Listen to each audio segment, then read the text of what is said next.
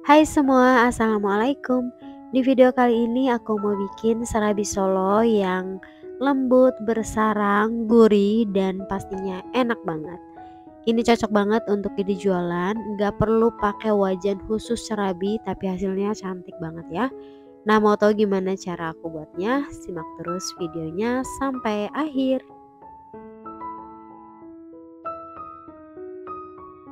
Langkah pertama, di sini aku mau rebus 650 ml santan kekentalan sedang. Kemudian tambahkan 1 lembar daun pandan, setengah sendok teh garam.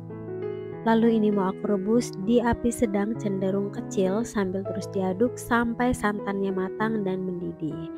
Nah, ini jadi aku bikin santannya itu kekentalan sedang. Jadi ini dua kali pemerasan ya teman-teman. Nah, setelah santannya mendidih seperti ini, kemudian diamkan hingga dingin atau hangat suam-suam kuku. Nah, sambil menunggu santannya dingin, di sini aku membuat santan untuk siraman bagian atasnya. Di sini aku pakai 250 ml santan kental, kemudian tambahkan selembar daun pandan dan setengah sendok teh garam, kemudian tambahkan 1 sendok teh gula pasir.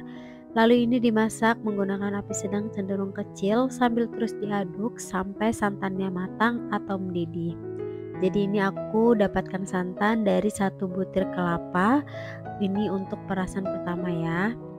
Nah, kalau udah mendidih ini disisihkan dulu. Untuk bahan keringnya di sini aku siapkan 250 gram tepung beras.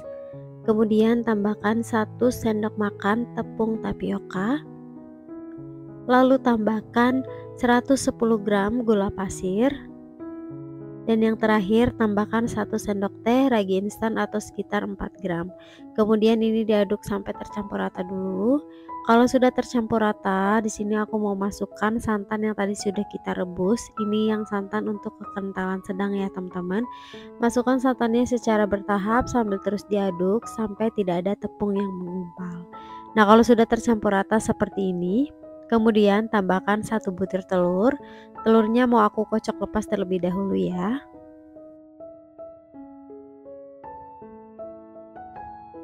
Nah, kemudian masukkan kocokan telur ke dalam adonan, lalu aduk rata kembali. Nah, kalau sudah tercampur rata, lanjut masukkan sisa santannya ya, teman-teman. Nah, lalu diaduk sampai tercampur rata. Nah, kalau sudah tercampur rata seperti ini, kemudian adonan mau aku diamkan selama 1 jam. Jangan lupa bagian atasnya ditutup. Nah, setelah 1 jam adonan didiamkan, ini adonannya sudah berbuih ya teman-teman. Kemudian ini diaduk rata terlebih dahulu. Sementara itu kita mau siapkan wajannya untuk membuat serabinya. Panaskan wajan. Nah, sebelum dipakai wajannya mau aku lap menggunakan tisu yang sudah diberi sedikit minyak. Kemudian ambil adonan sebanyak 1 sendok sayur. Kemudian tuang ke dalam wajan. Nah, bagian pinggirnya seperti ini ya teman-teman, untuk membentuk rendanya. Lalu di sini aku mau tuangkan secukupnya santan kental di bagian atasnya seperti ini. Lalu ditutup menggunakan tutup panci. Biarkan sampai matang. Ini aku masak di api kecil ya teman-teman. Nah, kalau pinggirannya sudah kecoklatan seperti ini berarti serabinya sudah matang. Untuk bagian tengahnya ini bukan mentah ya teman-teman, tapi ini santan yang kentalnya. Jadi ini memang sudah matang ya. Nah, kemudian aku mau bikin yang untuk topping coklat. Sama seperti tadi, tuang 1 sendok sayur adonan serabi. Kemudian tuang secukupnya santan kental ke tengahnya, lalu tutup sampai matang.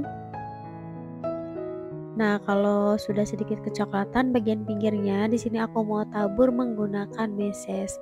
Teman-teman boleh menggunakan topping apa aja, bisa keju, gula merah, pisang, atau kalau mau lebih wangi lagi bisa menggunakan buah nangka yang dipotong-potong. Nah, kalau sudah leleh mesesnya, ini sudah selesai ya. Nah ini dia hasilnya, serabi Solo cantik banget walaupun tanpa wajan khusus serabi, tapi hasilnya cantik dan gak lengket sama sekali.